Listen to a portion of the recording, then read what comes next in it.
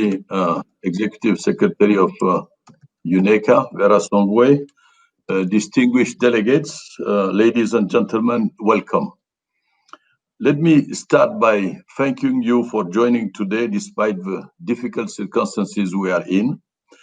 I would also like to particularly thank the United Nations Economic Commission for Africa for co-hosting this event.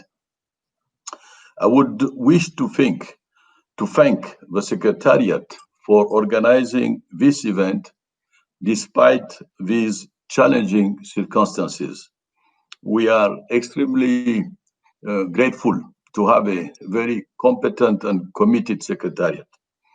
On behalf of the panel, I wish you, your family, and your friends and colleagues continued health and safety. As we all know, even before COVID-19 disrupted lives and economies, countries faced widespread challenges from cross-border corruption, money laundering, and tax abuses.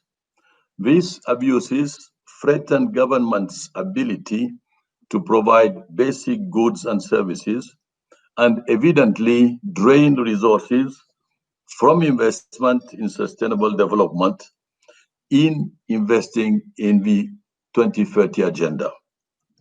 It was these normal times that prompted the 74th President of the United Nations General Assembly and the 75th President of the United Nations Economic and Social Council to establish the high-level panel on international financial accountability, transparency, and integrity for achieving the 2030 agenda, the FACTI Panel, with a view to contributing to the overall efforts undertaken by UN member states to reach the Sustainable Development Goals. This initiative is even more relevant in the light of the current crisis.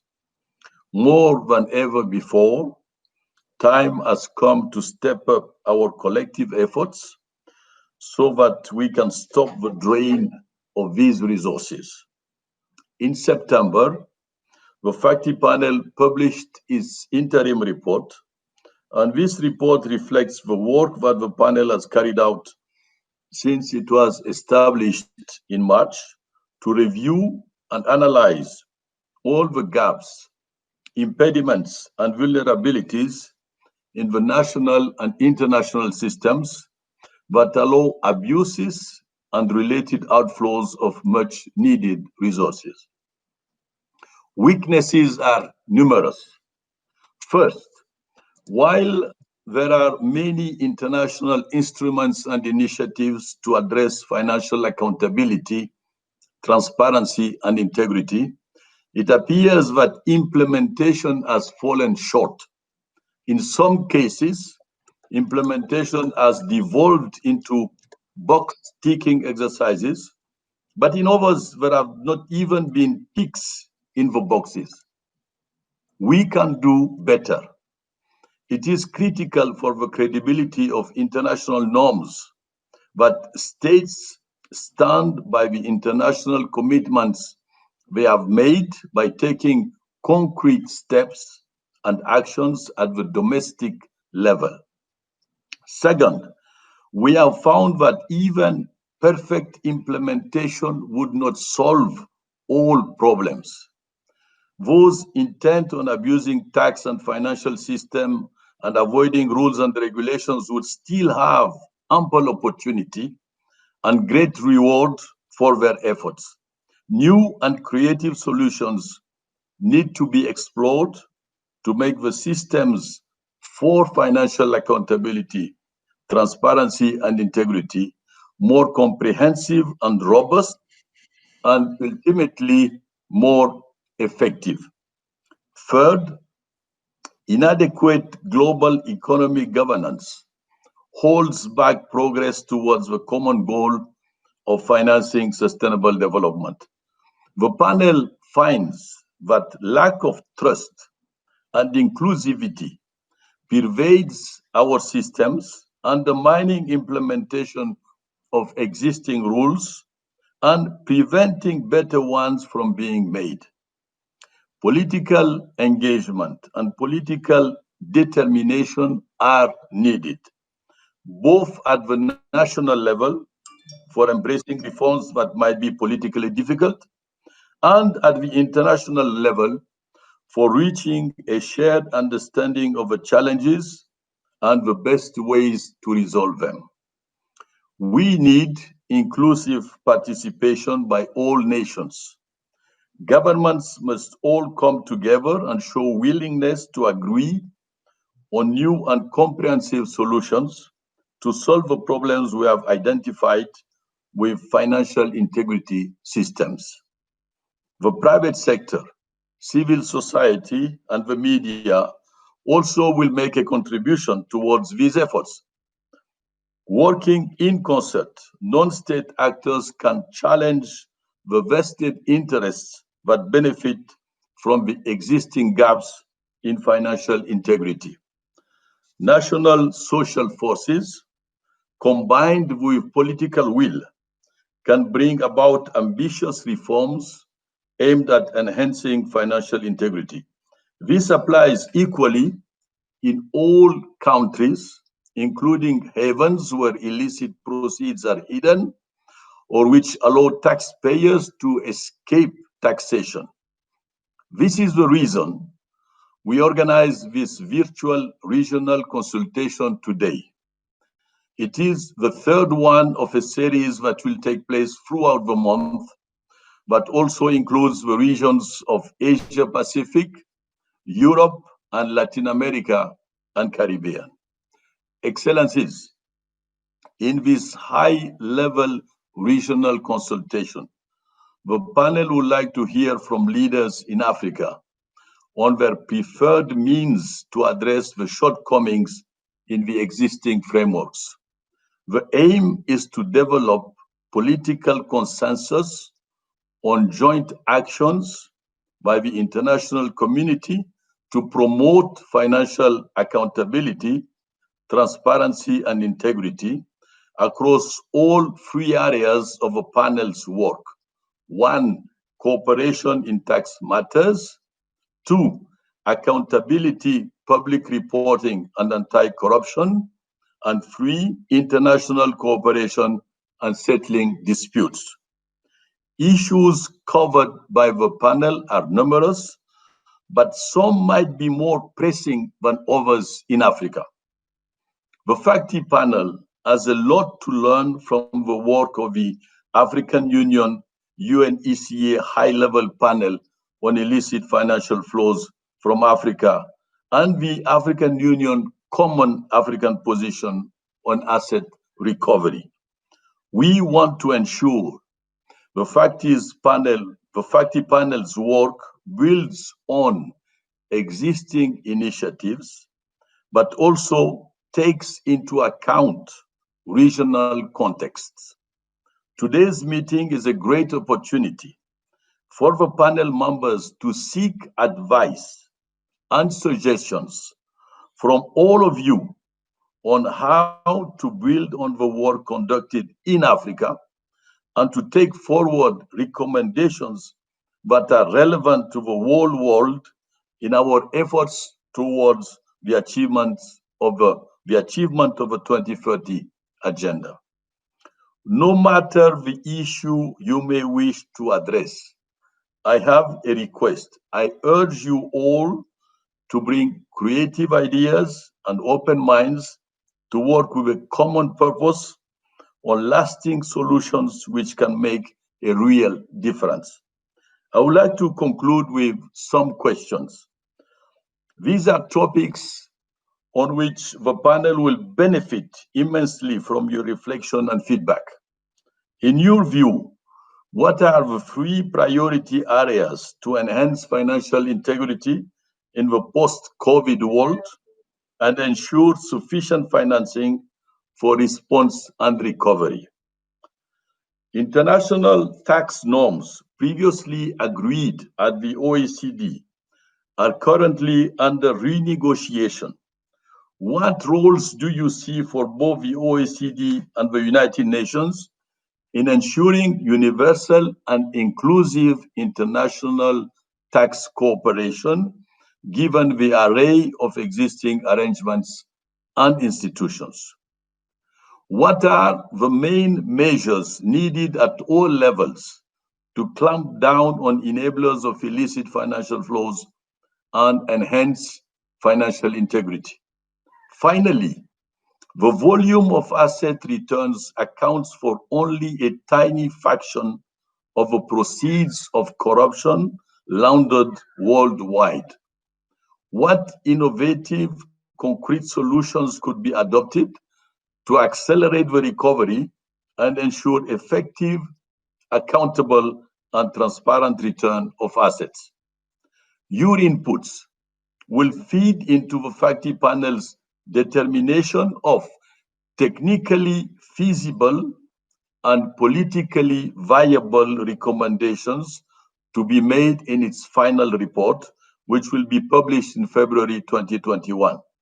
You can also send your ideas in writing to us by this end of November. Please note that the meeting is being broadcast live on the United Nations Web TV platform. At this time, it is my great pleasure to hand over to the co-host of the event, Executive Secretary Vera Songwe of the United Nations Economic Commission for Africa, for her welcoming remarks.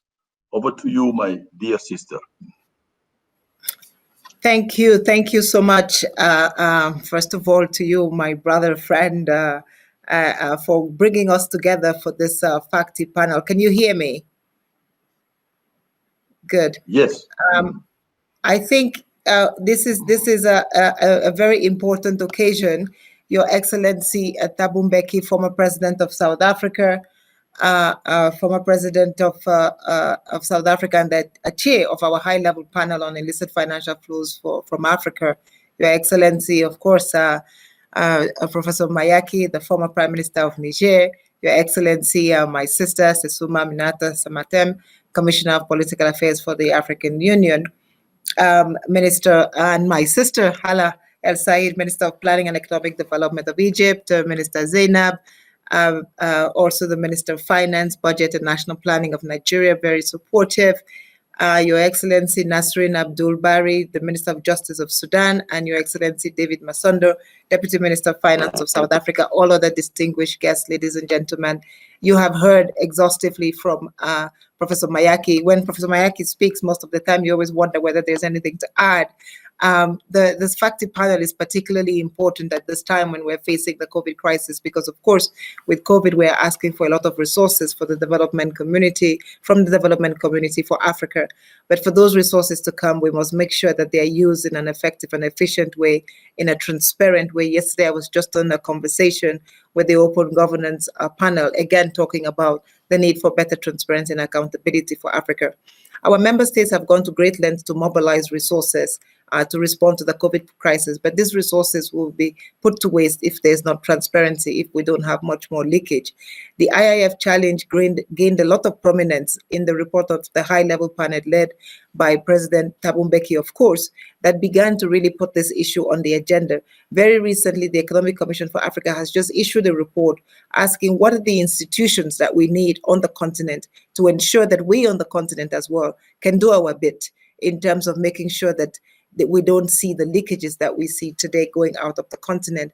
Unfortunately, what we see is that we are not doing very well as a continent in terms of setting up the institutions that are needed to stop illicit financial flows, and or when we set them up, we're not staffing them. So I think there is also a question for us internally as a continent about whether we are serious about the fight against illicit financial flows, because the reaction of the international community is only as good as ours. If our institutions are not strong enough, if we're not building the institutions that we need to ensure that the international financial governance architecture can respond to what we are asking for, then there will always be that gap. And as we know, leakage happens because there are gaps.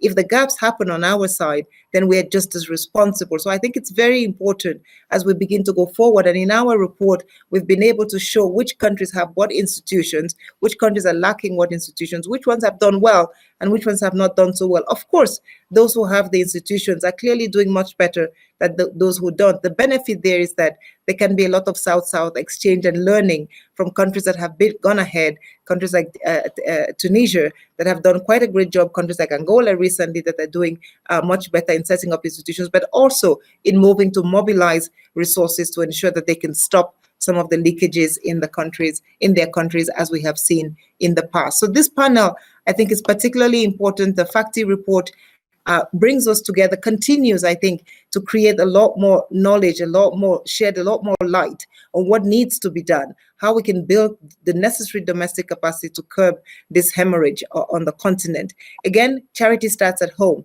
If we as the continent do not fight this scourge, the rest of the world will talk about it for us, but they will not fight it for us. They will not fight it with us. So we need to make sure that as we have eminent persons like President Thabo Mbeki working very hard to continue fighting this with the Untitled Report that just came out.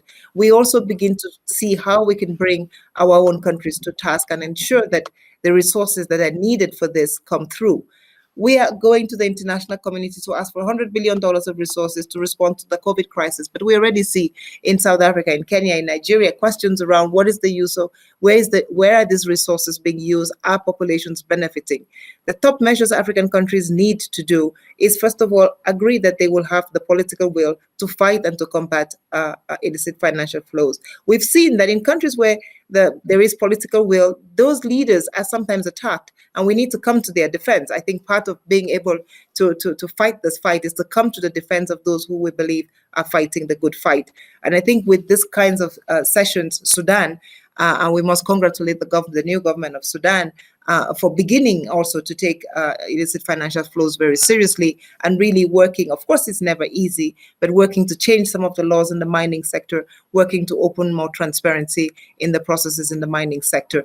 It will require that we begin to examine also the legal frameworks for malpractice that lead to IFFs. It will require that we track and work with the international community to track a little bit more where these resources are going. Of course, they are now shifting jurisdictions and coming to jurisdictions which, interestingly, are closer to us. Before, the resources used to go to the developed world. Now they're staying in the developing world, in the Middle East, in Asia, and we need to work more closely with those institutions to see whether we can actually find ways of ensuring that the resources come back to our continent. And first of all, don't leave to begin with. African countries, of course, must establish and strengthen institutions where they already exist. We must build more human capacity in these areas. The modalities for ensuring transparency and accountability in economic governance are weak on our continent. We need to continue to protect whistleblowers, build those institutions. As you see, I'm complimenting what Professor Mayaki said by talking a lot about the institutions, because we wanted to focus on coming back home a little bit back onto the continent. Where are those institutions that we need to start strengthening so that we have louder voices?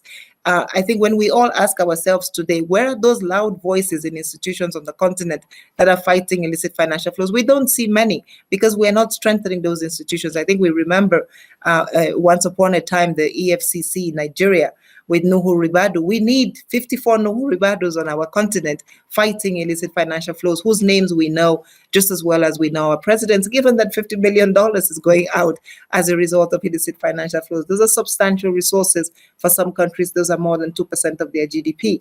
And so we do need to make heroes of them, those who are managing these institutions, and ensure that they are appropriately sourced as they manage this.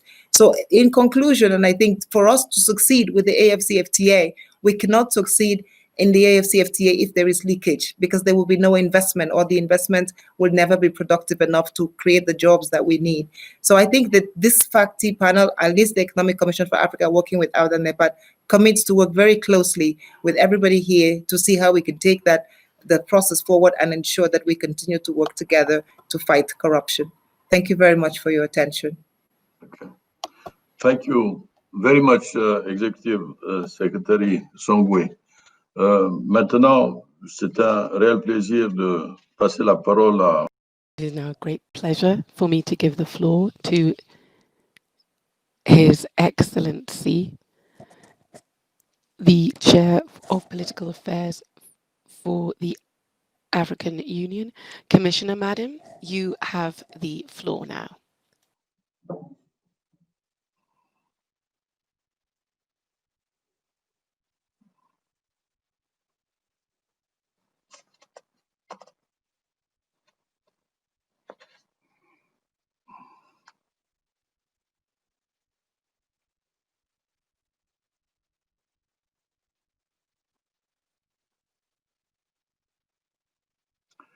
Can the Secretariat tell me if the Commissioner is connected, please?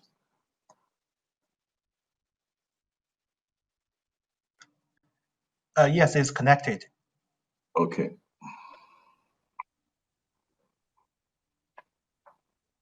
Oui, bonjour. Au nom de... Yes.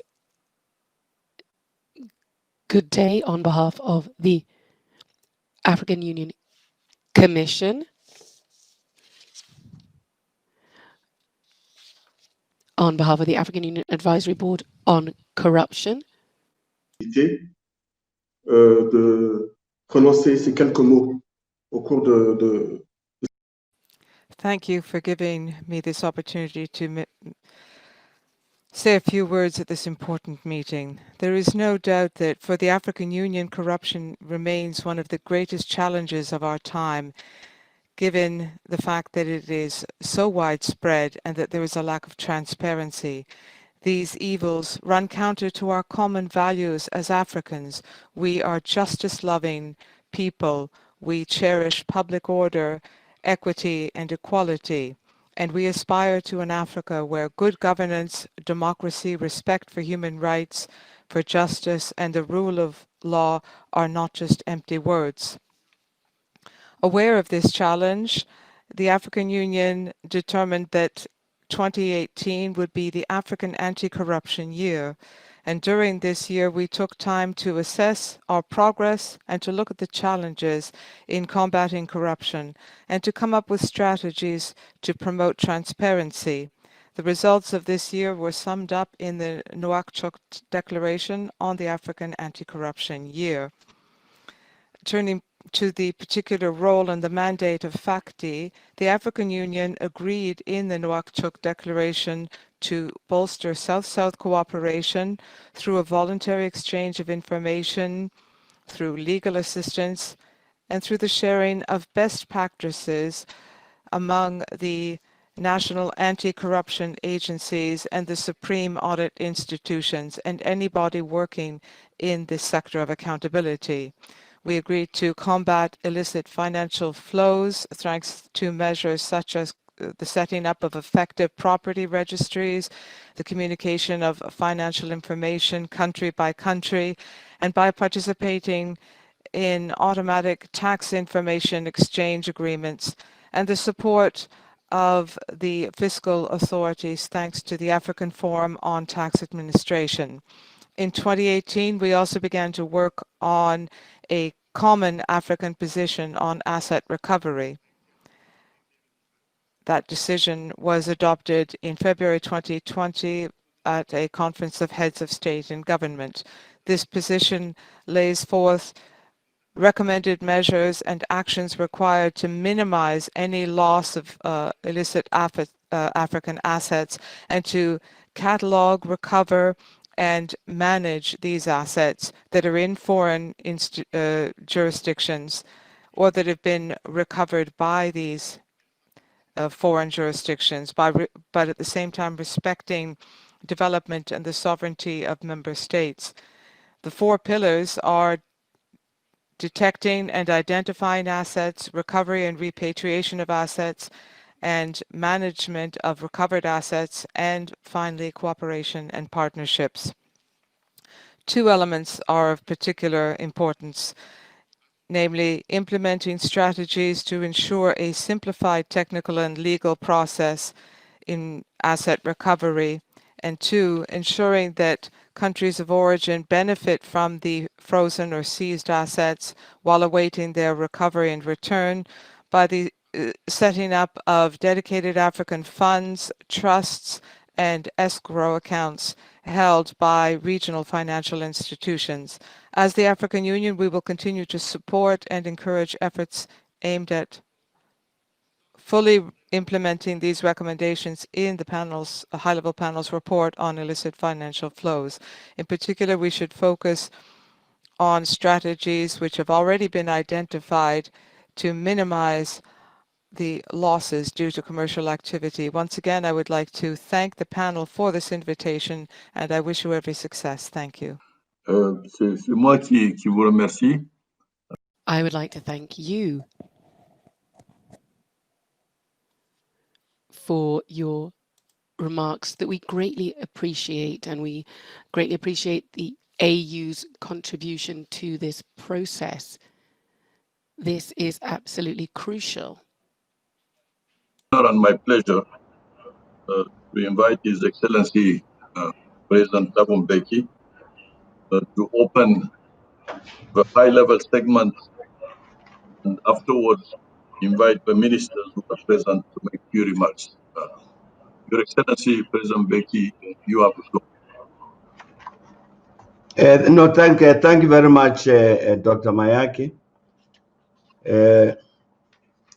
I must say I am very grateful indeed that I speak after these first three speakers, because indeed in the welcoming remarks that you made, as well as the Executive Secretary of the UNECA, you indeed pointed to the challenges to which we must respond. I'm not quite sure that I will do that, but anyway, but thanks a lot to the panel, to the FACTI panel, for what for me is a second opportunity within a few weeks to address the panel on these very same topics that we were discussing. But thanks for this opportunity, and indeed, therefore, there will be no need for me to repeat what I said to the panel last time. But fortunately, since then, we have the interim report, of the FACTI panel, and therefore I will try really basically to focus on that report, because it's a precursor. It's a precursor to the final report, which will be issued next year. The 2030 Agenda for Sustainable Development is a plan of action to achieve a more sustainable and resilient future for everyone. The 17 Sustainable Development Goals respond to agreed global challenges, and each one relates to all the others, and implementation of one contributes to progress in all. And meeting the goals by 2030 includes a pledge to ensure that no one is left behind.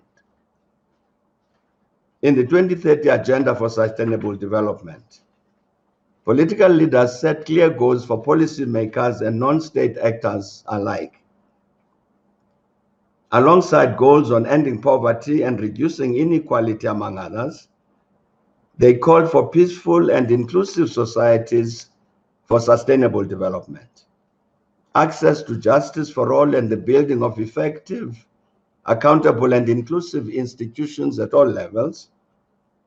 They also set a goal for the means of implementing the 2030 Agenda and called for stronger resource mobilization at all levels, including through the international support to developing countries, to improve domestic capacity for tax and other revenue collection. The UN Secretary General has determined that the SDGs demand nothing short of a transformation of the financial, economic, and political systems that govern our societies today to guarantee the human rights of all. All sources of financing, public and private, domestic and international, are needed.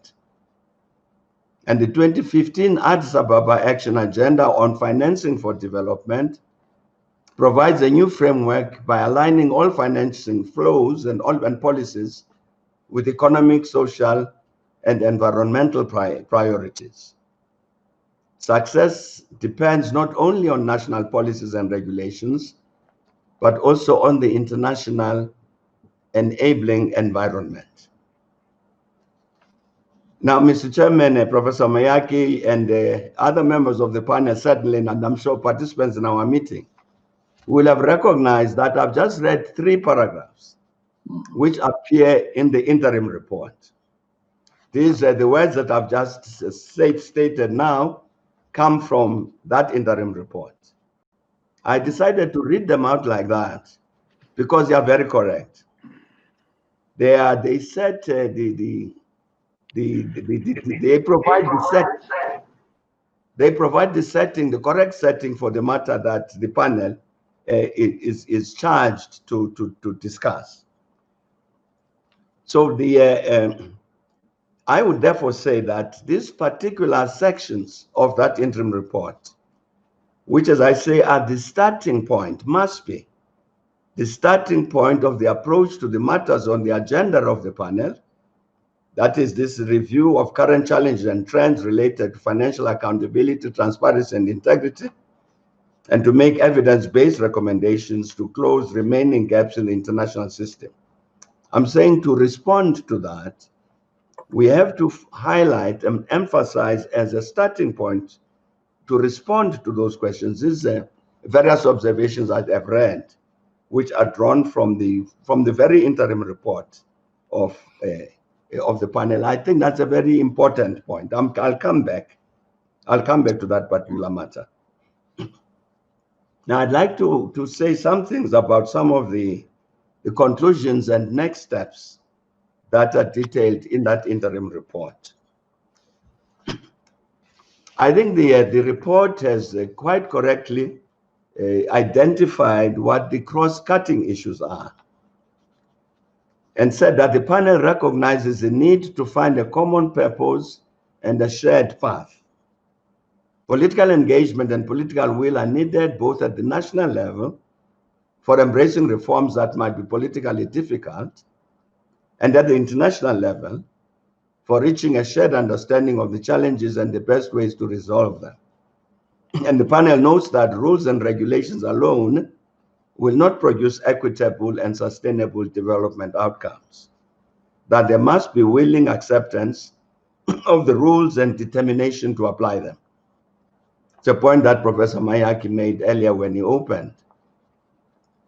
This is, again, I'm saying, a very important observation on the part of the panel, that political engagement, that political will, and so on. So we need, again, to highlight this particular matter, because indeed the rules and regulations that the panel might produce in the absence of that political engagement and political will, as has been said, these rules and whatever will not work without that. So this becomes a particularly important part of what must be said and has to be emphasized and encouraged in terms of all member states of the United Nations, that this political will is a critical part of this problem, of this challenge to address the matters that are on the agenda on the panel.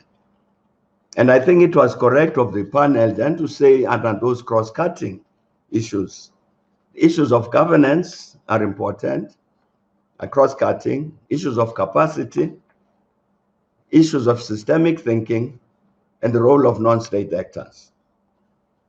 So I'm saying the cross-cutting issues, I think, are properly identified, and the approach, that the global approach towards this matter, I think is correct. I think it's also correct, was correct for the panel to focus on this matter about cooperation with regard to tax matters. And fortunately, the panel says it identified elements of institutional deficits and is considering proposals for structural changes. And this should include regional cooperation structures as well as global ones, considering the lack of a universal global institutions or legal instrument in the tax sphere. And they said consideration is needed as to how the many existing and new measures and instruments are joined up and coherent. And indeed, Dr. Mayaki has issued a challenge to all of us to comment on this matter about these tax matters, building from the discussion that is taking place with regard to matters that came out of the OECD. In this regard, I want to say that I think we need to pay particular attention to the role of the United Nations the role of the United with regard to this matter about its global response to these tax matters in order to ensure this inclusivity, the involvement of the developing and the developed countries together in discussing these tax matters, and therefore having that international construct, that international construction, that international process of cooperation, which must be inclusive. I'm saying, therefore, the role of the United Nations becomes very important in that regard.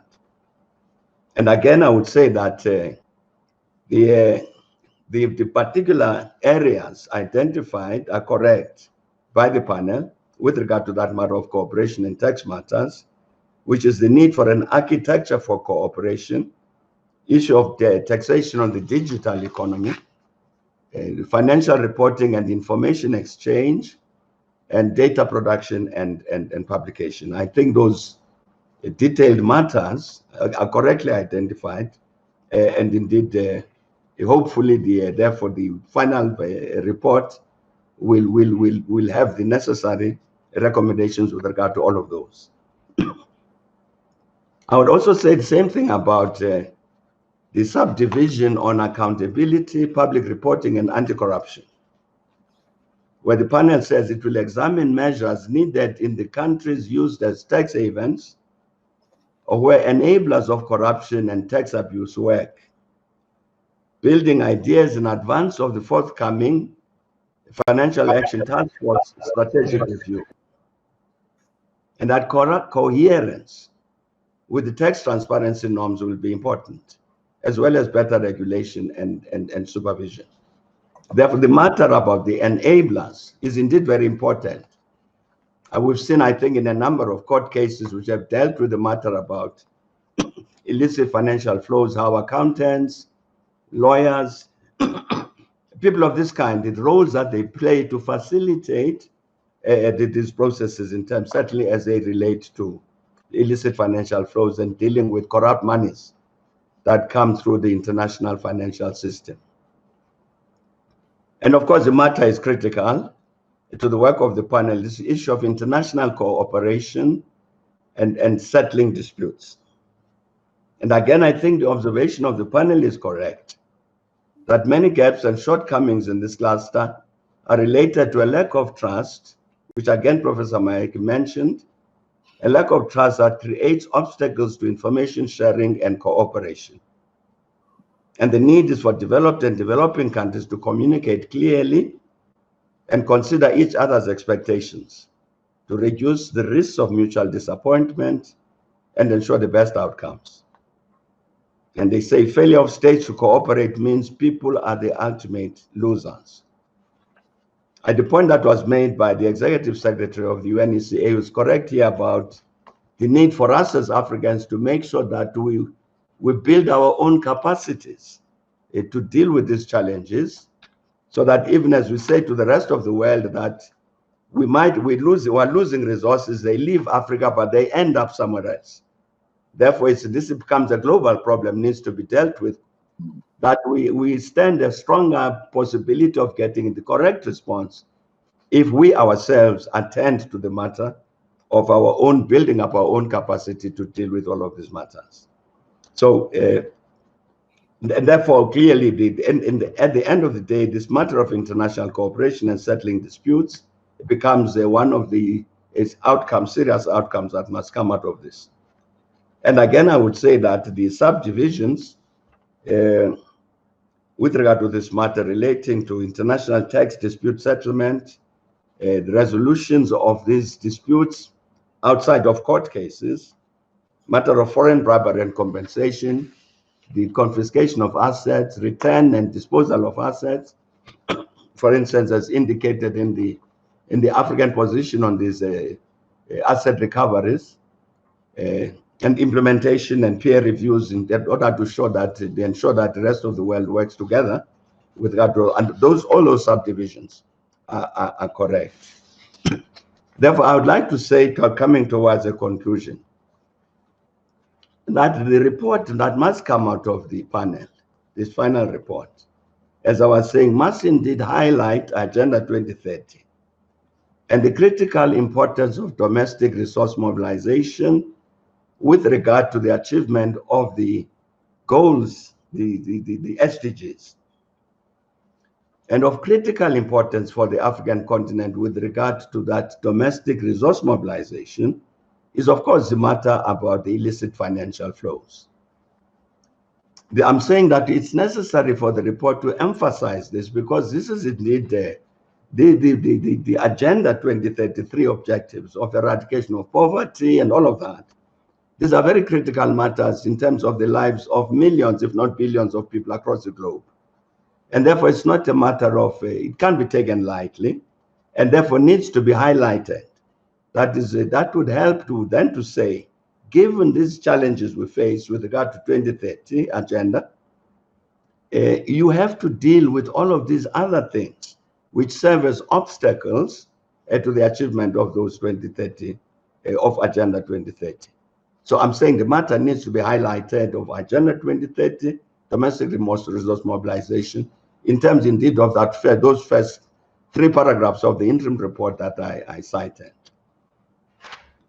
It may obviously be necessary to detail the international architecture and the instruments to deal with these issues, the illicit financial outflows due to commercial enterprises.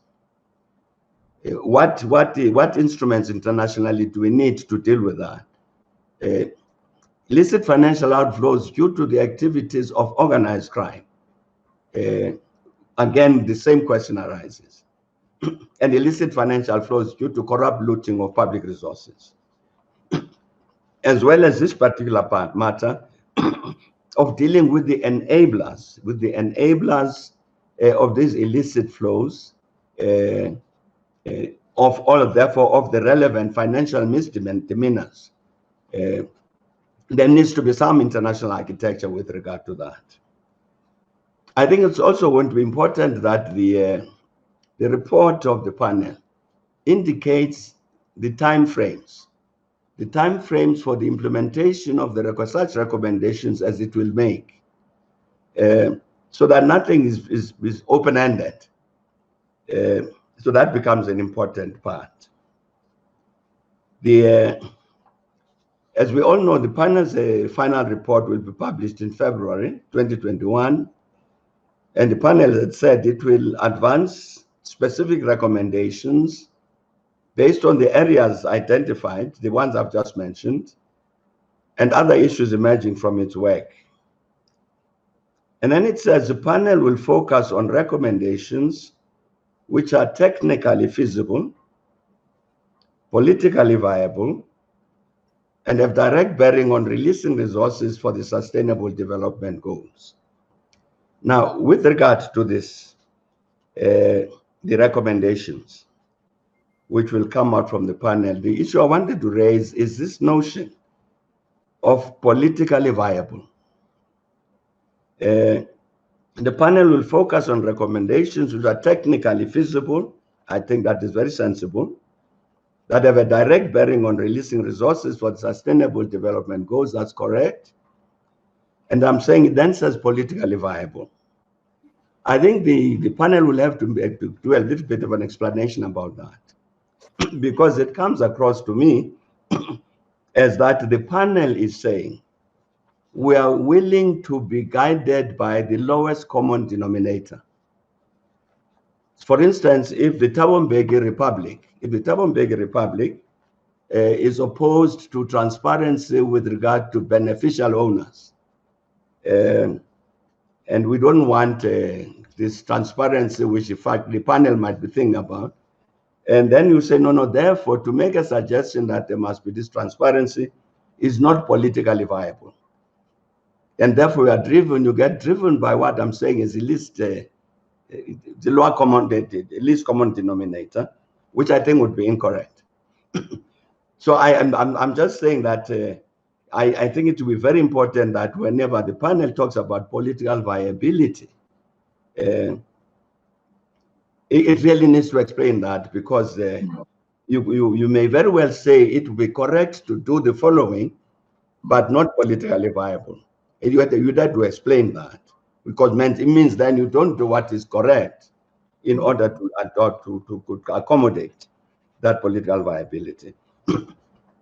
So in the end, co-chairs, I'm saying that these are, I think, the major propositions I would like to make about highlighting Agenda 2030, dealing in some detail in terms of the international architecture with the where do these IFFs originate? What do we do about the enablers? Within what time frames must we do what we're recommending? What the world must do within what is being recommended, and ensuring that we as members of the panel are not driven in terms of the conclusions we make by people or countries which effectively don't want effectively to address the challenges ahead of us for whatever the reason. But thank you very much indeed, and I hope that your consultation on the continent will be fruitful. Thanks a lot. Okay. Thank you very much, Your Excellency, President Thabo Mbeki, for these extremely pertinent and useful contributions to the panel. It will certainly help us think better, and the way you addressed the concept regarding political viability will certainly be a point that we will take up in order to not reach and not target the lowest common denominator. And let me thank you again for the pioneering role that you played in this process.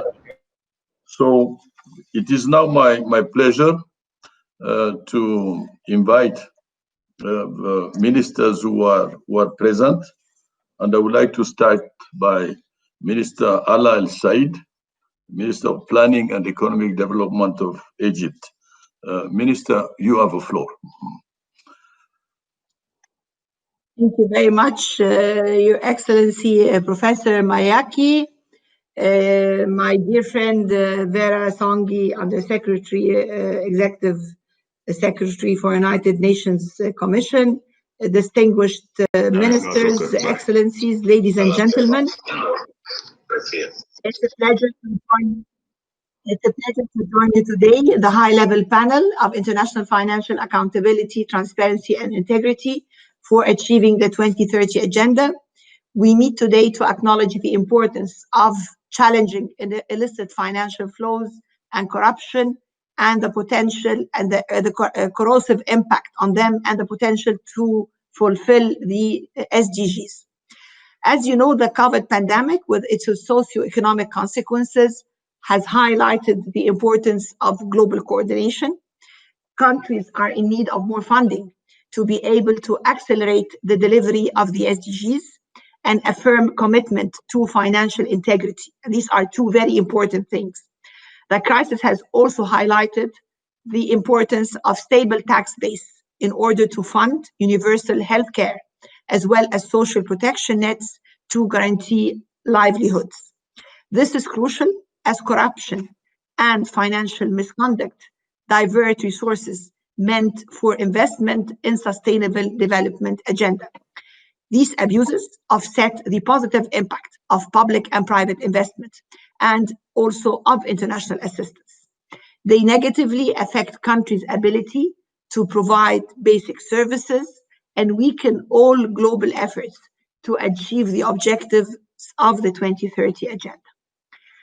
Thereby, as part of its various efforts, let me walk you through what Egypt has done during the past few years. Egypt developed the Strategy for Sustainable Development Agenda 2030 that was launched in February 2016. This agenda was launched through a participatory approach and is aligned with the UN Development Agenda.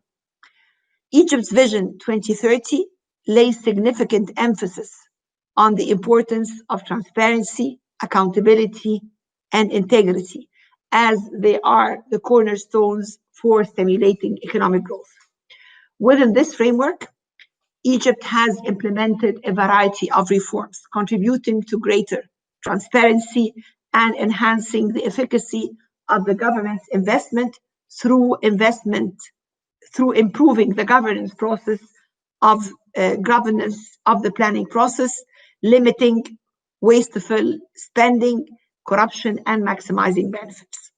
On top of our agenda is transforming Egypt into a digital society, encouraging the use of electronic payment methods with the aim of combating corruption and achieving financial inclusion. In that respect, the Egyptian government is working hard to automate all government services in order to minimize human intervention, hence minimize the occurrence of any human error or human corruption. The government also sought to enhance the institutional framework which underpins the planning process by establishing specialized units inside all ministries, a unit for strategic planning, unit for internal monitoring and auditing, as well as creating specific units enabling the reflection of performance information in the process of planning and making budgetary allocation decisions. Regarding the fiscal policy, the Ministry of Finance efforts to strengthen its transparency framework over the last 5 years have improved Egypt's ranking in the Budget Transparency Index. For 2017-2018, Egypt scored 41, which is close to the global average score of 42 compared to its score of 16 in 2015, exceeding the average Middle East by about 18 points.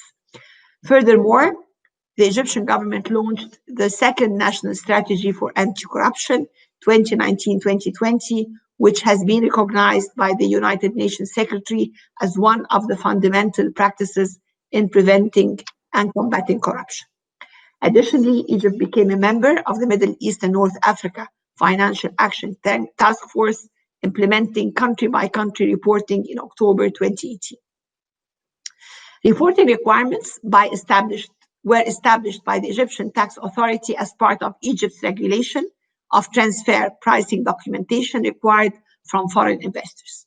On tax information exchange, Egypt joined the Global Forum on Transparency and Exchange of Information for Tax Purposes, bringing its global membership to 134. In November 2019, Egypt submitted its African Peer Review Mechanism Country Self-Assessment Report, along with the National Plan of Action for Governance. Both the report and plan of action are in line with the government's program, the SDG's Sustainable Development Strategy, and also Egypt's Vision 2030 and the Africa We Can agenda. Acknowledging the importance of good governance practice, Egypt established also the National Institute of Governance and Sustainable Development last September, with a focus on advocacy, training, research, and advisory services for the sake of promoting good governance practice. The Institute is responsible of tracking and reporting Egypt's ranking in various indices regarding governance, sustainable development, and competitiveness.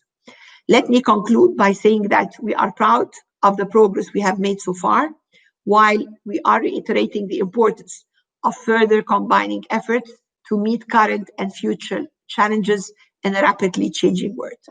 In tackling these challenges, Egypt looks forward to continued collaboration with the FACTI Panel, the Economic Commission for Africa, and all neighboring African countries to conduct regular consultation, to review needs, and to reach a more legitimate and coherent ecosystem of instruments and institutions dedicated to financial accountability, transparency, and integrity. Thank you all for listening.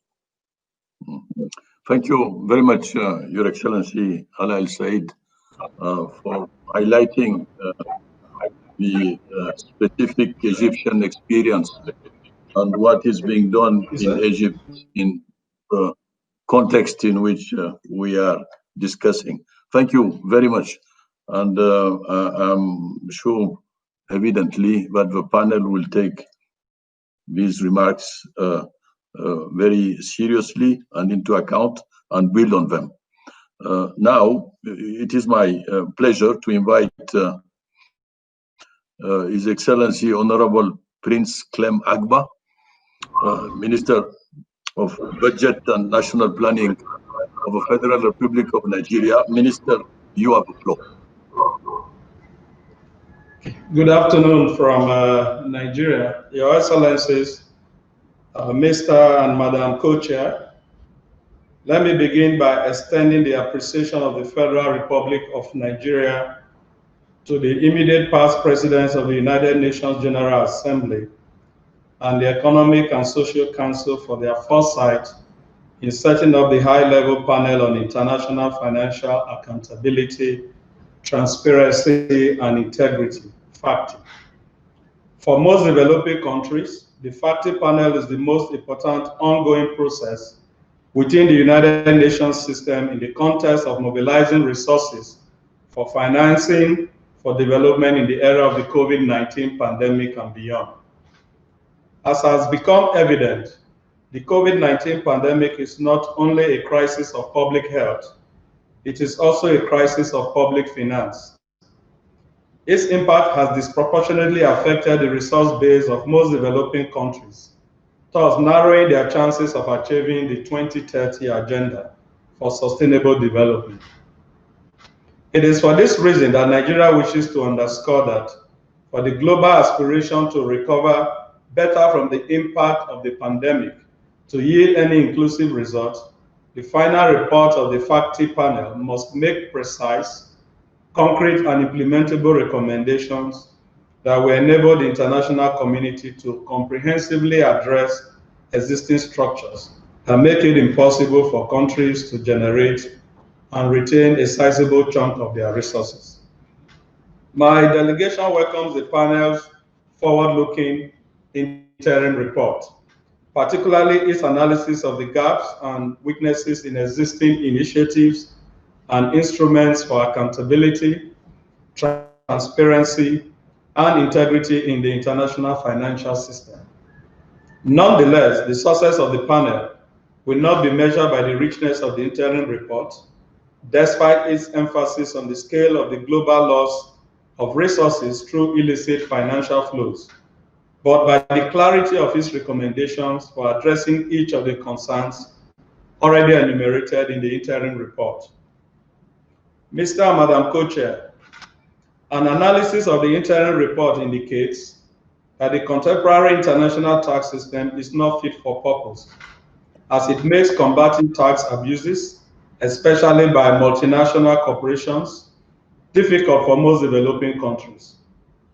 Although the OECD has taken it upon itself to address the noticeable deficits of the current international tax system, which has lasted for approximately a century, nearly all reputable global institutions and experts that have examined the OECD-led discussion on the reform of international tax system concluded that it is politically biased against developing countries and could potentially affect their domestic resource mobilization in the negative.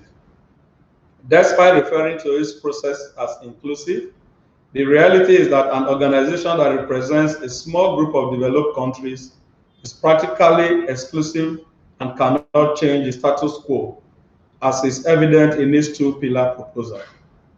It is therefore our expectation that the final report of the FACTI panel will dive deeper into this discussion and do a thorough analysis of its implication for developing countries and stress the need for the voice of developing countries to be heard and prioritized in all tax norm setting processes.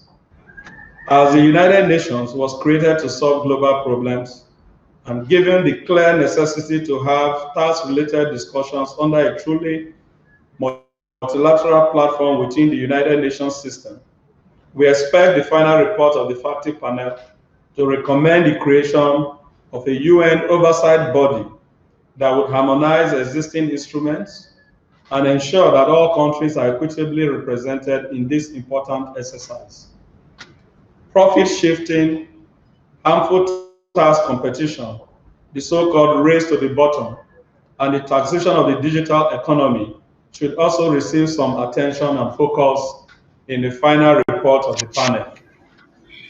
We also hope that the final report would contain proposals that would address the continuing advocacy for country-by-country reporting, open disclosure and automatic exchange of national and international information on beneficial ownership, as well as eliminate financial secrecy jurisdictions and tax havens that facilitate base erosion and profit shifting. Indeed, automatic exchange of information is necessary, not only between developed countries, but also between developed and developing countries. It is also necessary that the final report addresses the concerns of commodity-dependent countries as well as countries whose primary source of revenue comes from the extractive industries. We expect the FACTI panel to make concrete recommendations that will prevent multinational companies from hiding under the arm's length principle to shift profits away from countries where their economic activities occur and profits generated. Mr. and Madam Co-Chair, African heads of state have identified the recovery and return of proceeds of illicit financial flows to countries of origin as the most effective deterrent in combating the scourge. A delegation is particularly pleased that the interim report acknowledged that the current international mechanism for asset recovery are not good enough. They rated the lack of cooperation in asset recovery and return and expressed the desire to find innovative solutions to make the global asset recovery process speedier, more transparent, and easier to increase the amount of assets recovered and returned to countries of its origin.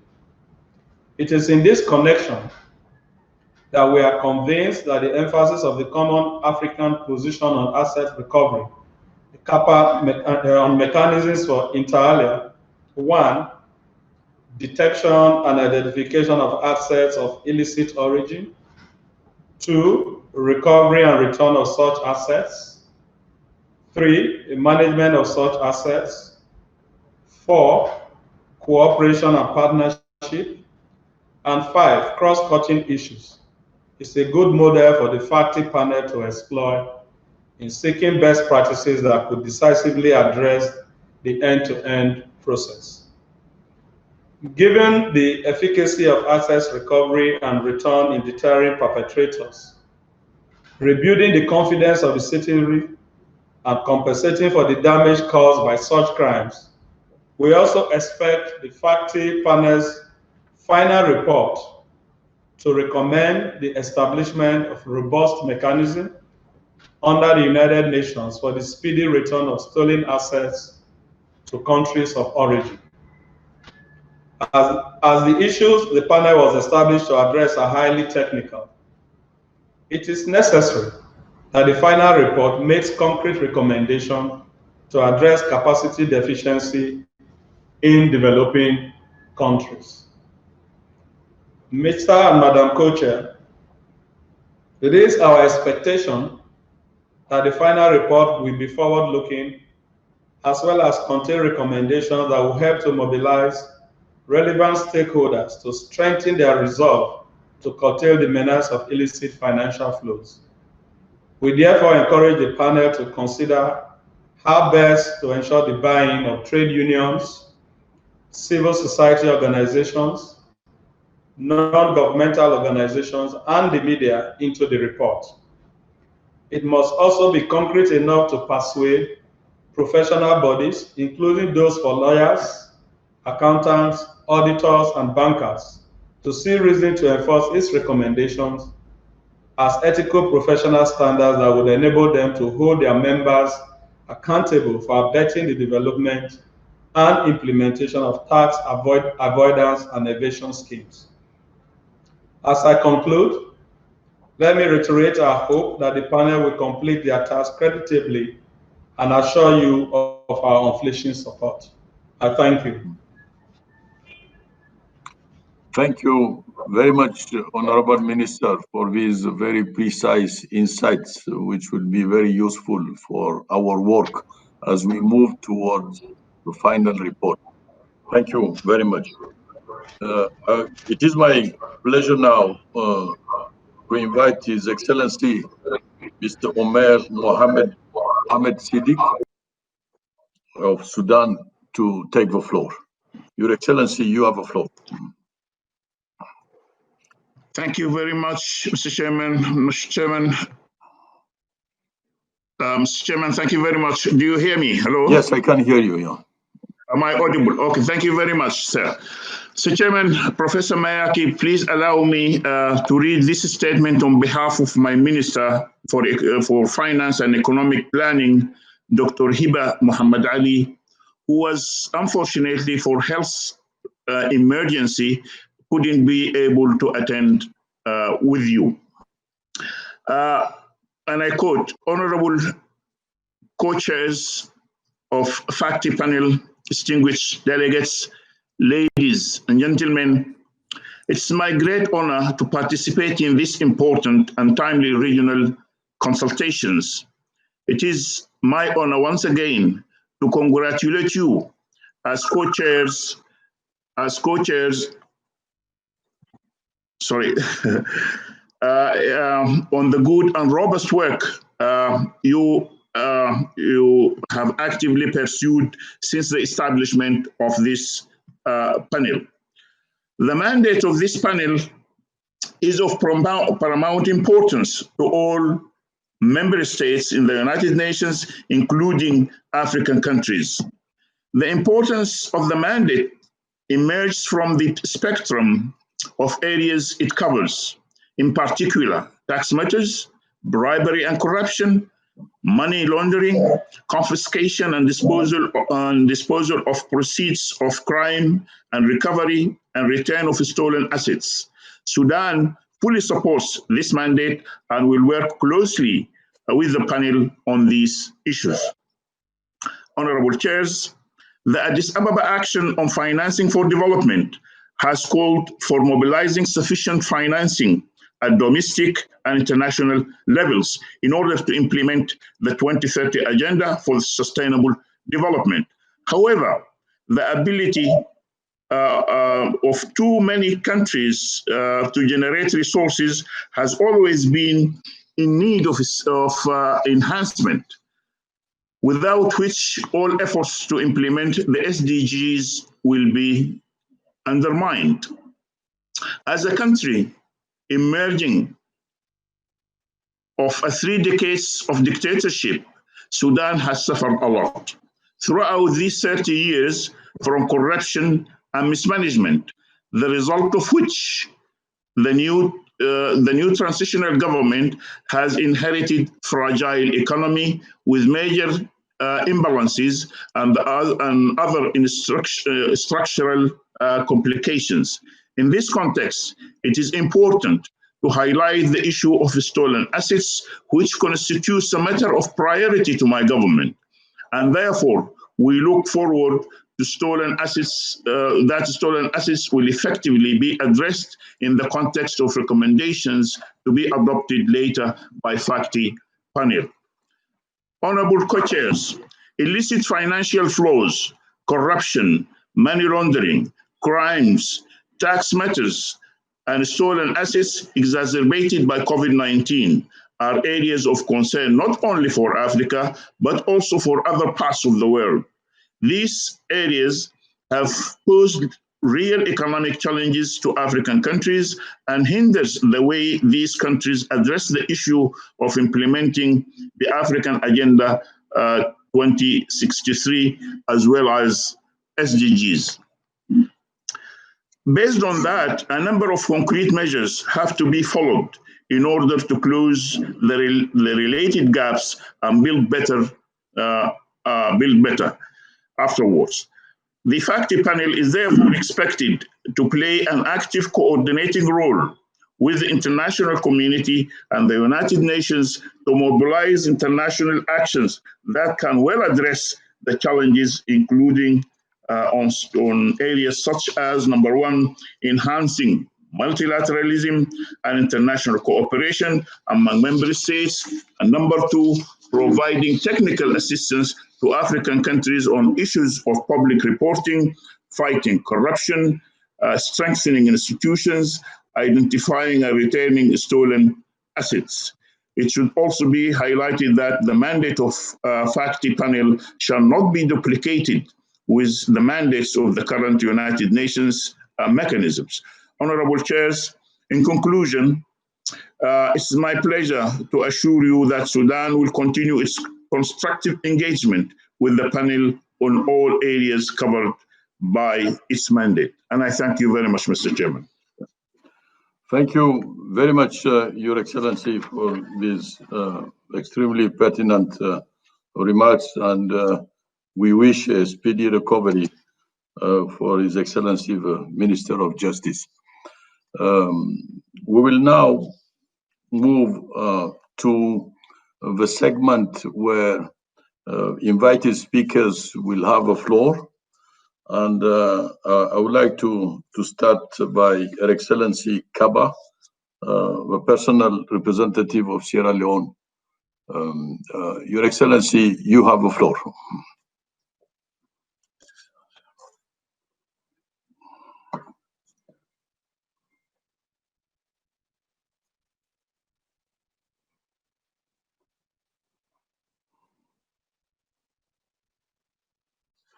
Thank you very much. If you can hear me. Yes, I can hear you, Excellency Kaba. Thank you. Excellencies, distinguished ladies and gentlemen, allow me to first of all express our deep appreciation to the FACTI panel, and most especially the co-chairs of the FACTI panel and the Economic Commission for Africa for convening this timely meeting. I'd like to commend FACTI for the interim report and for holding a series of high-level virtual regional consultations with member states and relevant global stakeholders. This active consultation is particularly relevant to the African continent, considering how this issue continues to undermine the ability of African countries in mobilizing much-needed critical resources to foster sustainable development. My delegation appreciates and commends the panel for its active and constructive and transparent discussions with member states, and more especially the African group throughout the process, which shows the commitment and support to the purpose and objectives of the panel.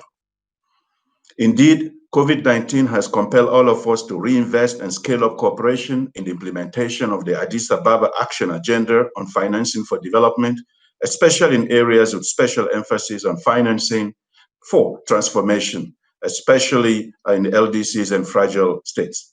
In this regard, I would like to reiterate our deep concern on the impact of illicit financial flows, in particular those caused by tax evasion, corruption, and transnational organized crime, impeding the economic, social, and political stability and development of many countries, especially African countries and their progress towards financing the SDGs.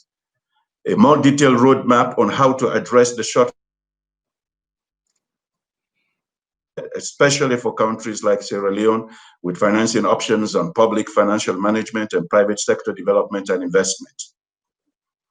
For us in Sierra Leone, combating illicit financial flows is part of our broader fight against corruption that is central in the government's development strategy as far as unleashing the financing we need is concerned. Let me also state here that given the density surrounding these flows with an over the broad international dimension, as underscored by His Excellency former President Thabo Mbeki, governments like those of Sierra Leone and other African countries do not possess adequate capacity to overcome them. This requires constant leveraging of strengthened international development cooperation, with the UN expected to provide continued common platform, such as the FACTI panel, for engaging in this regard. We also call on all of us here to scale up effort at supporting African countries to improve their capacity to prevent, detect, and combat illicit financial flows and strengthen good practices on asset recovery to foster sustainable development, and the required support to increase domestic resource mobilization, at the center of which is the fight against corruption and curbing illicit financial flows. We encourage all relevant organizations of the United Nations system to explore relevant policy actions and to coordinate efforts within their mandate, and to utilize the available resources in order to push the agenda, as well as to continue the deliberation of the impact of illicit financial flows on financing the 2030 Agenda for Sustainable Development. We call on all relevant actors to collaborate towards eradicating tax-based erosion and profit shifting, and to ensure that all companies, including multinationals, pay fair taxes to the government of countries in line with national and international laws and policies. Furthermore, we request all relevant actors to cooperate fully within the relevant bilateral or multilateral agreement in the areas of mutual legal support and administrative assistance on tax matters.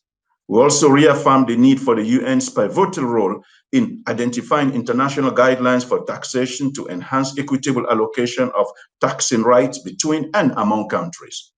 In concluding, my delegation hopes that the panel will continue its active consultation with member states and interested stakeholders leading up to its final report to reflect the diversity of their perspectives and present a balanced approach to strengthening the resolve of member states to deepen commitment in combating illicit financial flows and strengthening good policies on asset recovery in order to enhance sustainable development. Je vous remercie. Okay. C'est moi qui... I would like to thank you indeed for your very pertinent comments. Invite Mr. Philip Andrew Ochen-Odida, Deputy Permanent Representative of Uganda to the United Nations. Your Excellency, you have the floor.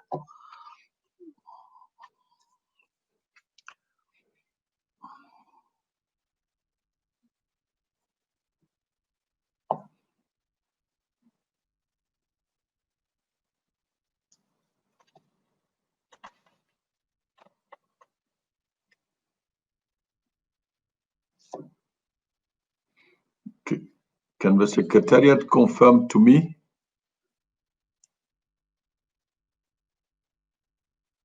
If the Deputy Permanent Representative is present? Hello, Dr. Mayaki. Can you hear me? Yes, I can hear you. Yeah, yes, he is. And also the three panel members. Yes. Yeah. Absolutely. They're all on the floor. Yeah. Okay, perfect. Thank you very much. Thank you. So what we will proceed in the following way. If Mr. Philip Andrew Ochen-Odida is not ready, so I will move to inviting my colleagues, panel members, my esteemed colleague of the panel, of FACTI Panel, to briefly respond to the points that were raised by the keynote speakers, and then we will open the floor to the invited speakers. So let me start by inviting my dear sister, Mrs. Irene Obonji-Odida, former member of a high-level panel on illicit financial flows from Africa. Dear FACTI Panel member, dear Irene, you have the floor.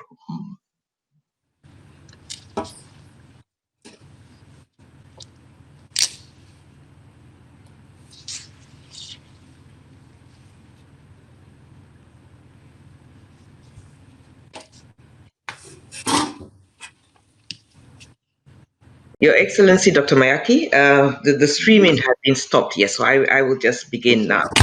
Yes, thank you very much. Just to go straight to the process, I do appreciate the holding of these regional consultations. As we know, the FACTI process is more than halfway done, and the second phase is focusing on the final report, and as our distinguished speakers have said, on the recommendations in that report. As has been said already, the relevance of this process for Africa and the Global South will depend on the extent to which our recommendations provide clear, tangible measures to stop illicit financial flows, which undermine the possibility of our countries and other developing countries generating domestic resources from economic and commercial activities that take place within their borders and from the natural resource endowment.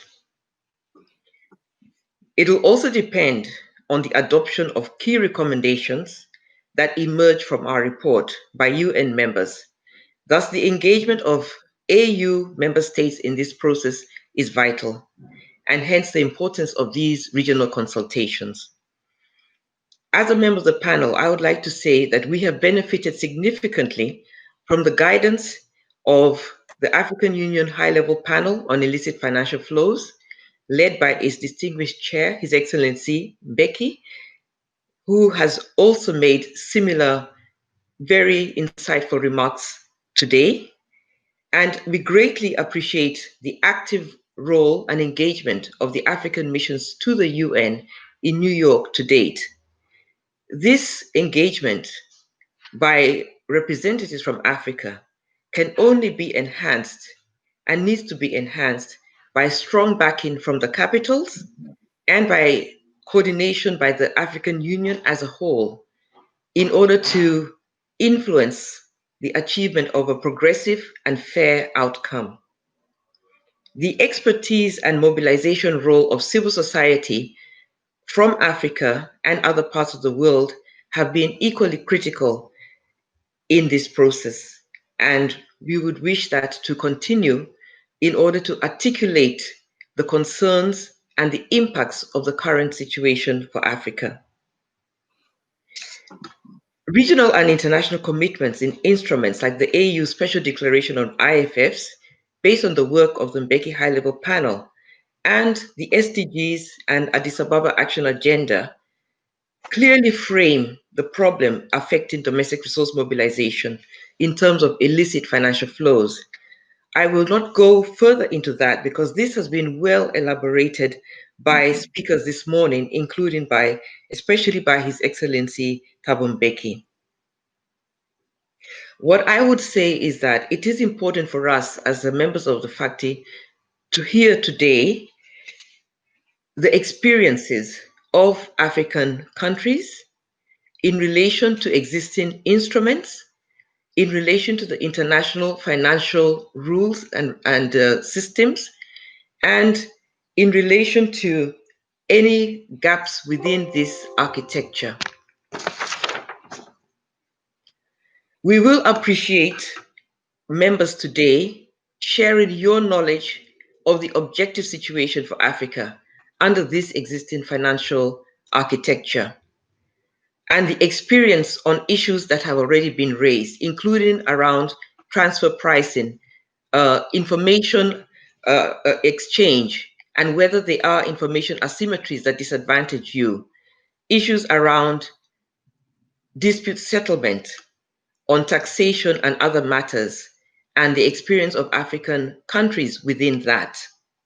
Do these international dispute settlement mechanisms, for example, treat governments fairly in relation to multinationals that are foreign investors? And I will conclude by saying three things. There is the urgency of now. It is important in all cases to take advantage of opportunities that may arise. And I would say that much as the COVID pandemic has created challenges, it has also created opportunities by highlighting the critical role and necessary role of governments in development. Challenging mainstream ideologies hitherto about the role or the lack of the need for a role, a central role for governments in development. That has presented an opportunity that needs to be harnessed in the context of our recommendations as FACTI. There are opportunities as well arising from recognition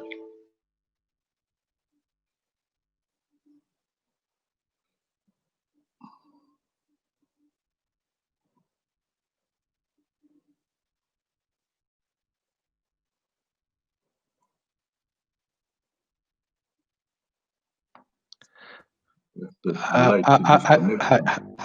Dr. Mayaki. Yes. Yes, I can't see her, but I can see Annette and Professor Annette and Professor Polaji. Okay. Okay. If she has not ended, we'll come back afterwards so that she provides her final remarks. So now it is my pleasure to invite my esteemed colleague, Mr. Bolaji Owasanoye, Chairman of the Independent Corrupt Practices and Overlaid Expenses Commission and FACTI Panel member. Olaji, you have the floor. Thank you, Your Excellency, Dr. Mayake, other distinguished personalities that are in this conversation, especially President Thabo Mbeki and other ministers. I am going to be brief because I think today we want to hear more, as Irene was saying, from the experiences of African countries. And we have been richly enlightened by the input we have received from the interventions so far.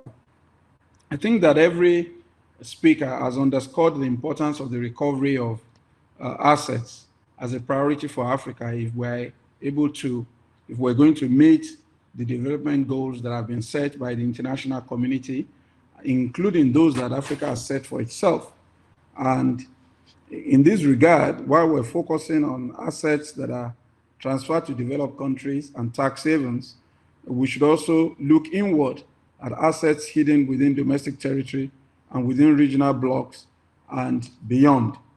This is very important because, as one of the previous speakers has said, our response and the response of institutions within Africa is very important in order for the world to take Africa very seriously. In reality, these efforts should include the return also and our demand for the return of artifacts and artworks that have been taken out since colonial times. I think that one of the biggest challenges that I'm hoping that the conversation today will also underscore and that our final report will come out very strongly on is the need to put clarity to the whole issue of asset recovery. The international community needs to set parameters to avoid the proliferation of standards that ultimately tend to frustrate or to discourage requesting states, especially African states who want assets recovered. This is important because the UNCAC prescription to return assets are presently not accompanied by clear-cut guidelines nor timelines. And this puts requesting states at the mercy of multiple regimes and humongous costs that further take away already inadequate resources are now being used to pursue assets that have been taken away illicitly, and sometimes you are not sure of what you are going to get. Related to that, of course, is that there's been a matter that has been recommended by the Thabo Mbeki panel report that we have not looked at. Since asset return seems to take so long, and we are asking for clarity and for the international community to set standards, while the conversation is going on, those assets need to be put in escrow accounts or to investment, so that when they are eventually returned to the requesting states, there is some value. Because at the moment, what tends to be returned is just the face value of what was calculated. But the long time that negotiations take, the funds are certainly not lying idle wherever they are. Most likely they're invested. And the return on this investment does not come back to Africa. Rather, what happens is that requested states also charge some fees on the assets, claiming that that is the cost of the collaboration and the cost of recovering the asset before it is returned to the requesting state. So at the end of the day, the asset is delayed in return. There is no return on the investment. You also pay fees that you don't control. Nobody explains to you exactly how those fees were charged. Nigeria has experienced this. So I think that these are things that the international community, we need to set parameters and have some guidelines that can help us. I do admit that Africa on its part needs to also set transparent standards for the utilization of returned assets for the benefit of our people. This is very important. If you want the world to take us serious, this must be dealt with. While there's no disputing the fact that it is the sovereign right of states to determine the use to which returned assets will be put, I think clarifying the parameters and publicizing such will aid the transparency of the entire process and also help to eliminate the perennial factor for the delay in the return of assets and sometimes challenge ultimately.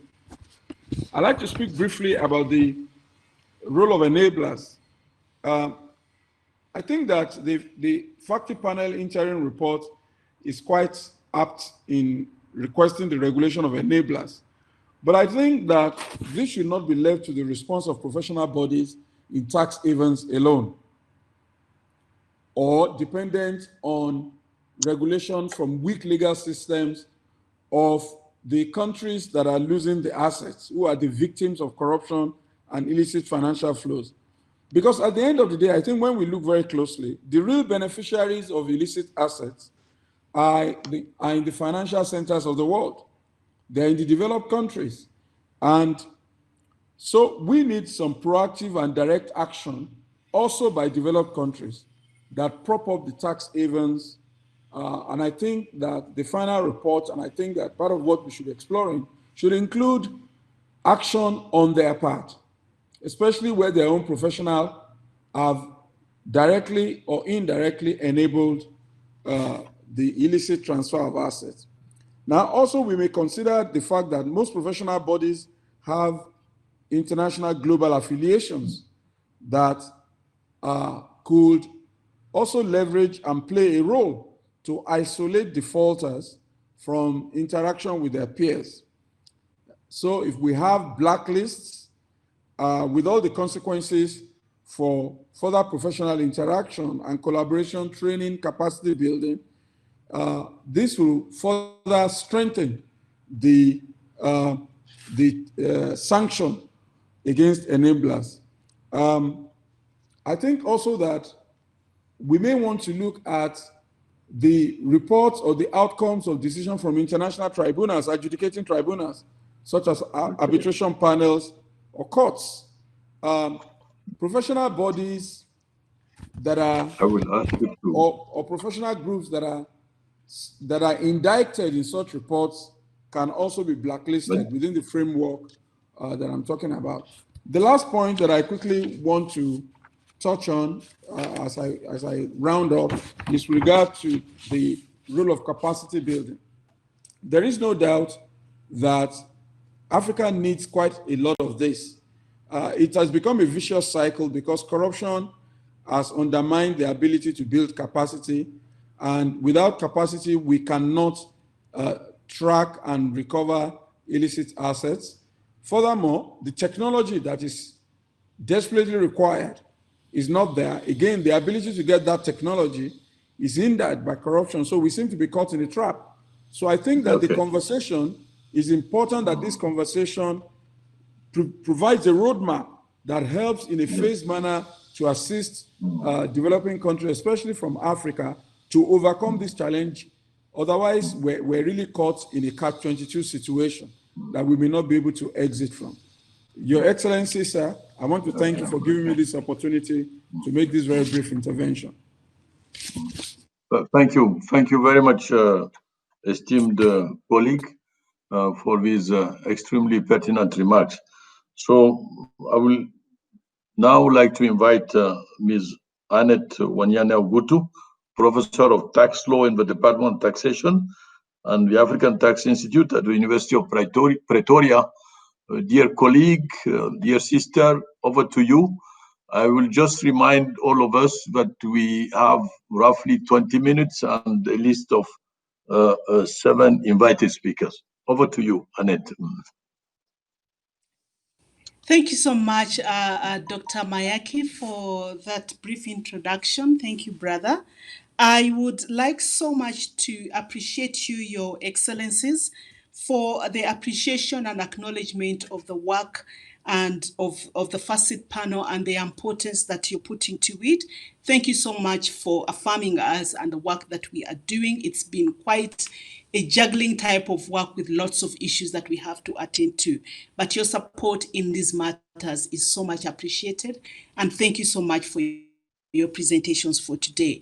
I mainly work with the tax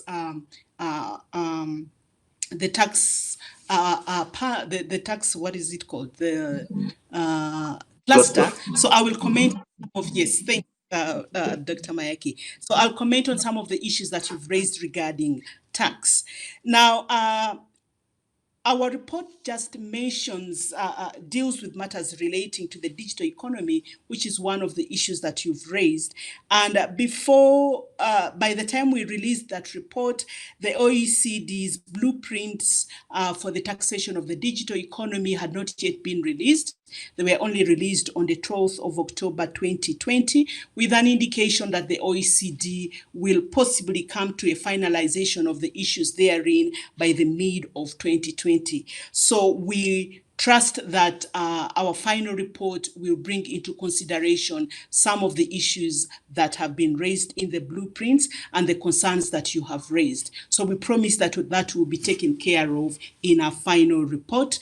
The blueprints build on what was initially raised in the reports that were published earlier on, but there are changes therein that obviously have got an impact on developing countries, and we need to take those into consideration, especially when you look at the global recommendations in Pillar 2, and we will attend to those in our final report.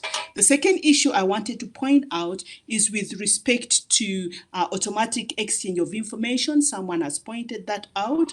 And the common reporting standards on automatic exchange of information on financial accounting information, as we all know, have benefited developing countries quite a lot. And the OECD has got some data in there that shows that a number of developed countries have actually benefited, and a few developing countries. But there hasn't been that much of benefit from developing countries, especially those in Africa, due to capacity constraints. We have had your recommendations regarding concrete measures that can be taken from a developing country perspective to ensure that countries such as those in Africa can actually also benefit in this regard.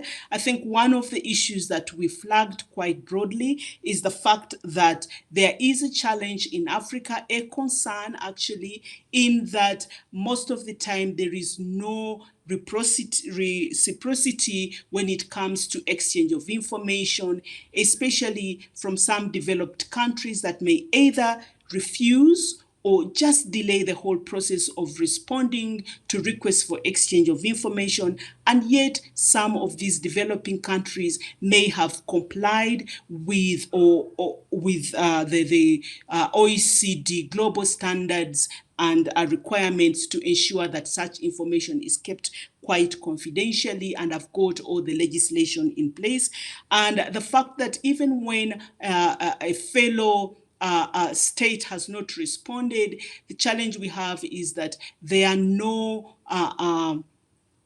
sanctions in place to ensure that countries do actually respond to other countries' requests of information, or actually sending the information automatically. And in this regard, I think we've called for timing provisions to be put in place in those regulations, just as is the case where you have other timing provisions in place, for example, when it comes to mutual agreement procedures in double tax treaties. So that is one thing we want to flag as a recommendation that may help to ensure that there is a reciprocal exchange of information, even when developing countries have actually put measures in place.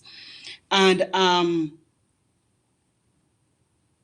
we acknowledge the importance of the recommendation to ensure that there are time limits in place with respect to all our recommendations, to ensure that they are not open-ended. Otherwise, that means that the recommendation that actually cannot work. So like I said, with respect to automatic exchange of information, that is one example where we try to come up with a recommendation with regard to timing. And this is a matter I think we'll take into consideration with respect to all the other recommendations. And there is a concern that has been raised with respect to the multilateral multinational organization hiding behind the arm's length principle in order to enable BEPS. We are going to look closely into that and also consider some of the simplified methods that have been suggested by the OECD, by the UN, by the Platform on Collaboration on Tax, that developing countries such as those in Africa can take into consideration and not get into all the comparability analysis that the arm's length principle requires. Another issue that's important from an African perspective is the viability of the sixth method for pricing commodities. It's already being, it has been legislated right now in Zambia, and perhaps it can be much better to make it more effective. So we are going to look into some of those recommendations on how the sixth method could be applied in Africa, and the recommendations that ITAF has actually put in place to make sure that issues relating to taxation of commodities and the extractive industry are effective in Africa. The ITAF has already issued a report in that regard. When it comes to enablers of BEPS, this is one issue that you've raised, an important one from a tax perspective. The OECD, together with the International Bar Association, did raise concerns regarding a legal professional privilege when it comes to lawyers and how some lawyers may be hiding behind this in order to hide BEPS. And this is a concern, especially when it comes to the fact that if you see the Panama Papers and the Paradise Papers and how just one law firm in either Panama and the other low tax jurisdiction actually exposed millions of papers that were exposed, and the fact that a law firm was involved in that, and the fact that there were a number of countries in Africa where big shell companies were exposed and big individuals that are politically connected were actually exposed, but there is no indication of what has been done in Africa. Perhaps one thing that is encouraging from an Australian perspective that African countries could pick on, there is the Glencore case. Maybe some of you could know about it, where actually the Australian Tax Authority did rely on the Panama Papers to ensure that Glencore actually is transparent with its tax activities that had been exposed in the Panama Papers. So these are the kind of developments that we would love to see happening in Africa. When the exposures such as those in Panama Papers, can the tax administrations leech onto that? And in fact, in this very case of Australia, Glencore tried to rely on the legal professional privilege to prevent the exposure or to prevent the Australian Tax Authority from relying on those documents. But actually, the court did rule that legal professional privilege could not be relied upon when the exposures were already in the public forum. So these are the type of things we would like to see maybe applying in Africa, and we'll possibly flag them in the report. Thank you so much for your attention. Thank you. Thank you. Thank you very much, Annette, for these clarifications that will undoubtedly help the invited speakers. So we invited these speakers because we attach a very high importance to what they say. We are constrained by time. I should recognize that I was a bad time manager. We have roughly 20 minutes left. And so I will ask kindly to the honorable speakers to limit themselves to 2 minutes, please. So Mr. Philip Andrew Ochanodida, Deputy Permanent Representative of Uganda to the UN, you have the floor. Excellencies, ladies and gentlemen, all protocol observed. I wish to first start off by congratulating you, co-chair of the FACTI panel, for the interim report, which we welcome, as you established that it would aim to be forward-looking, provide analysis of the gaps in the existing global architecture, and it also takes a balanced approach while respecting the diversity of different regional contexts. I also wish to congratulate His Excellency Thabo Mbeki, former President of South Africa and Chair of the High-Level Panel on IFFs, for the seminal work it produced on the African continent on IFFs. My delegation is also at this point keenly aware of the strategic role played by Nigeria, both through the Office of the PGA of the 74th General Assembly and at the national level in ensuring that this issue gains traction in New York. Mr. Chairman, Africa's support for this process is based on the findings of the Mbeki report on illicit financial flows, which formed the basis of the Special Declaration of the African Union on illicit financial flows in 2015. The report revealed that IFFs are responsible for massive outflows of resources from the African continent. It actually showed very clearly that commercial sources of IFFs account for 2/3 of losses from Africa. These losses continue today, mainly as a result of tax evasion and mispricing of trade and services by multinational companies. The need for domestic resource mobilization for the attainment of continental development, visions, and goals, particularly Africa's Agenda 2063, as well as the national development plans, forms a basis for what would be an African common position on the post-2015 development agenda. Today, however, as we all note, all attempts at meeting the common aspirations for development at all levels, be they regional, continental, or even global, have been severely affected by the COVID-19 pandemic.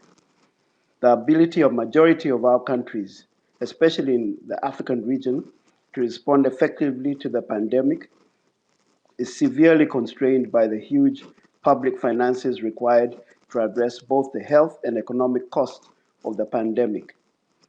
As part of the agenda for building back better in the post-COVID era, it's important that the question of financial transparency and integrity be dealt with as a matter of urgency. In this regard, I wish to raise a few of the following points. First, at the regional level, given that 5 years have elapsed since the African Union Special Declaration on illicit financial flows, there is a need to take stock of and review progress made so far in implementing the decisions of the heads of state and government. There is need to enhance the collaboration required in meeting the specific requests and directives addressed by the summit to key stakeholders, in particular the Africa Union Commission, the ECA, the African Development Bank, regional economic commissions, and national authorities, as well as civil society and private sector actors. In this regard, a roadmap for the way forward, leading to concrete common African position on IFFs would be desirable. I do appreciate that we heard from the AUC regarding the common African position on assets recovery, but we are talking about the broader whole scope of the IFFs. Secondly, at the global level, criminal activities like money laundering, bribery, and corruption remain a growth industry due to weak national laws or poor enforcement gaps in international cooperation on issues such as asset recovery. Past experience has shown that assets from Africa and other developing countries have ended up in hidden accounts and assets offshore. Clearly, as the report indicates, the current international mechanisms for asset recovery are insufficient, as reflected in the amounts lost and time taken to repatriate few amounts. The Africa region should therefore call for strengthening of the current mechanisms for asset recovery, with clear rules against receipt of stolen assets by receiving countries, while also seeking collaboration aimed at enhancing the technical capacities in relevant areas. Third, the current lack of financial integrity remains a global issue related to ineffective and inadequate global financial architecture and rules resulting in IFFs. A major gap remains international rules on corporate taxation and current rules on dispute settlements that seem to privilege with multinational enterprises over the rights of states or governments to regulate and fairly tax their activities. There is therefore need to address the call by developing countries to subject disputes involving foreign investors to national judicial systems. It's imperative that all international tax cooperation efforts should be approached in an open, transparent, and inclusive manner with a view to building a fairer and equitable system that ensures that no region is left behind. Finally, Uganda supports the long-standing proposal to upgrade the current UN Committee of Experts on International Cooperation in Tax Matters to an intergovernmental body with experts representing their respective governments. This is because we believe so far the intergovernmental framework of the United Nations remains the only truly inclusive forum for evolving consensus on these issues, in which Africa can play a role in contributing to shaping this emerging global financial architecture. In conclusion, Chair, I take this opportunity to note that the time is right for the African continent to further enhance its cooperation within the UN system and processes by making the IFFs a pivotal issue through which the member states in New York, in coordination with the AU Representation Office and the UN Office for Sub-Saharan African Affairs, in addition with the general UN systems, can strategically engage to work towards implementation of these multifaceted aspects of the Addis Ababa Action Agenda. I thank you, Chair. Okay, thank you very much. Now, let me ask you and give the floor to Monsieur Fabrice Kodjo-Ebe, qui est le directeur exécutif de ANCE Togo. Est-ce que vous êtes en ligne, monsieur? Are you online?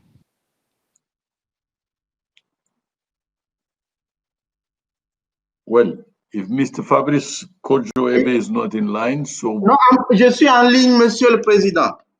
Très bien. Donc, je vous passe la parole. Allez-y. You have the floor. Please go ahead. Good morning, Mr. Chairman. You have 2 minutes tops. I'm going to speak English, Mr. Chairman, because I would like to distinguish personality to thank Mr. Thabo Mbeki, the Prime Minister and ministers. So I'm taking the floor as an affiliated member of Transparency International and the UN CAP coalition. My intervention is related to 3 points. The first one is how to countering the secrecy with beneficial ownership and transparency.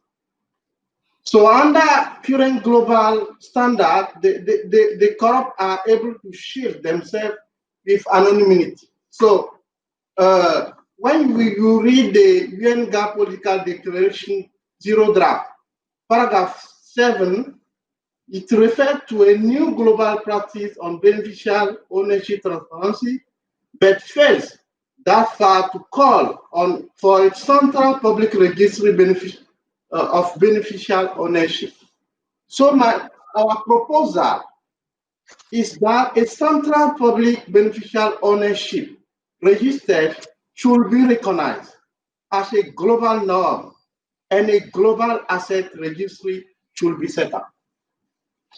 So my second intervention is related to the countering injustice with more effective asset recovery. There are currently too many barriers to asset recovery, highlighted in the FACTI Interim Report. So these obstacles include state and non-state victims often lack information about proceedings underway, especially with settlements which are negotiated in secret. The second is that the enforcement agencies in supply side state often argue that if compensation is paid to victim state, it will be recycled into corruption. So our proposal, the second proposal is that the UN member state, should negotiate a new multilateral agreement on asset recovery. And the last intervention, very short, with the chairman, is concerning countering impunity with measure against grand corruption. I think the UN political declaration zero draft contains no specific proposal for addressing the problem by name, though there are two relevant paragraphs mentioned below. So our proposal on this issue is that a UN expert group or task force should be created to develop proposal on measures to improve the international legal framework and infrastructure for addressing grand corruption and on addressing other related gaps in the convention. So I would like to thank you, Mr. the Chairman, for the opportunity to have the floor to share the view of the civil society. Thank you so much. Merci à vous. Vous avez lu le rapport. Thank you very much. You've read the report very clearly, and your remarks are relevant. Concentrate their remarks. Ms. Katekandriano Rakitoson, Executive Director of Transparency International, Madagascar. Are you online?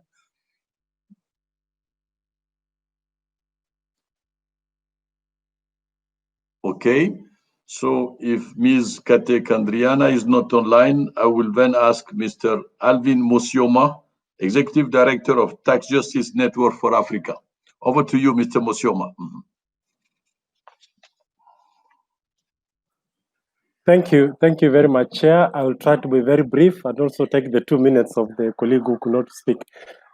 So I would like to speak to three key issues, which I think that are really critical if this report will address the issues that it laid out. One issue I think has come out constantly, and this is the area of cooperation. On one side, the panel recognizes, rightly so, that there's the lack of inclusive global governance system. But in its recommendations, I feel that the report does not go far enough in terms of making very clear the need for a new governance architecture. It takes a very kind of neutral position in terms of trying to frame the problem as a moral equivalence between those that are opposed to or want to maintain the status quo and those that are pushing for a global a new global governance system. Chair, I think it's important to underscore that creating a universal mechanism to solve the obviously universal problem, particularly in a situation where the poor developing countries are bearing the brunt of illicit financial flows, makes this not only a technical issue, but a human rights issue, a justice issue, an issue for the protection of the taxing rights of developing countries. The second issue I would like to flag is in the area of definition. Chair, there has been this conversation on illicit financial flows, has already established, indeed, through the high-level panel report of His Excellency Thabo Mbeki, set a framing of illicit financial flows. But what we see emerging out of this report is an attempt to introduce a new framing of money drain, which really ignores the source, channel, destination, and use of illicit financial flows. And I think going forward, we need to ensure that this report does not digress to previous attempts we saw, particularly coming from the US, where they were talking about the framing of illicit finance, largely focusing on corruption and money laundering. There is need for a more broader definition of illicit financial flows, as it has been captured in other similar high-level initiatives. And lastly, Chair, is the area of capacity building. I think on one side, it's important to understand that developing countries, African countries, need support in building capacity to collect domestic revenue. But capacity building by itself will not solve the political problems that are behind the IFA phenomenon. Capacity building should not be seen within the prisms of a North-South relations. there's a lot of work that is being done already in Africa. For instance, the work that is being done by organizations such as the Africa Tax Administrators Forum. So looking at capacity building, not only within the prisms of the North-South. And lastly, Chair, looking at capacity building should not be used to perpetuate already contested norms such as the OECD arm's length principle or the OECD DTA model. And this is something that we have seen. So I think in framing capacity building, we need not to ignore the politics or the political economy of capacity building as we have seen it being perpetuated over time, not only in the tax arena, but in other areas as trade and debt and other areas. Thank you, Chair. Thank you very much for this very compact, synthetic, and pertinent remarks. So we have come to the end of our regional consultation. Let me thank again His Excellency President Beki for his key note speech at the beginning. And let me thank our host, Executive Secretary Vera Songwe. I would like to thank also all the ministers who attended, who participated, gave their remarks from a national perspective, and all the distinguished invited speakers who provided us with very pertinent remarks. So thank you for all the extremely valuable inputs which will inform the panel's focus as we bring our work towards ambitious and achievable recommendations.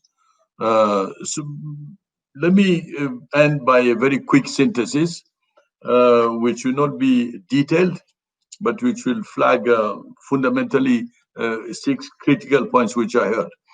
It started by Executive Secretary Vera Songwe saying, charity starts at home, and referring to the issue of institutional quality.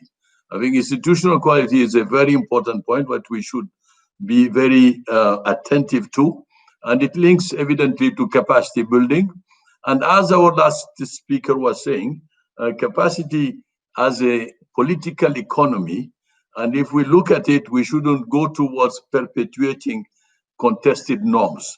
I think it's an important point if we think about institutional quality. But the second point, which is quite important, is the concept of political viability, which was raised by President Beki. Politically viable solutions should not target the lowest common denominator. So he encouraged us to be bold. And I think in order to be bold, we need to think in a systemic manner. And it's a point which I think is quite important. The other point which came quite clearly in President Beki's intervention was the issue of time frames for implementation. I think it goes with boldness. The bolder we are, the better we'll think about time frames for implementation, evidently with a realistic perspective, but it's important to have this, to take it into account. The fourth point is about multilateralism. When the issues of tax matters were raised, several speakers referred to the necessity to pay attention to the role of the United Nations so that we can ensure that inclusivity takes place in the design of the systems. And that is a reaffirmation of the importance of multilateralism. And in conclusion, the emphasis that we are pushing forward is the financing of the SDGs, the financing of Agenda 2030, and an increase in capacity to mobilize domestic resources. Because as one speaker said, people are the ultimate losers. We shouldn't forget that. If people are the ultimate losers, we have a direct responsibility through this process to make sure that we tackle the challenges that define this problem and provide solutions which are bold enough. And finally, let me recognize the extremely important role of the African Union, which has led the way in tackling the issues of illicit financial flows, and which has defined a common African Union position, which has been very useful in most of our works. So let me thank you very much. And I would like to thank particularly the interpreters who took more time than was planned. I thank them for their ability in doing so. And let me thank all of you and wish you to stay safe and well. Thank you very much.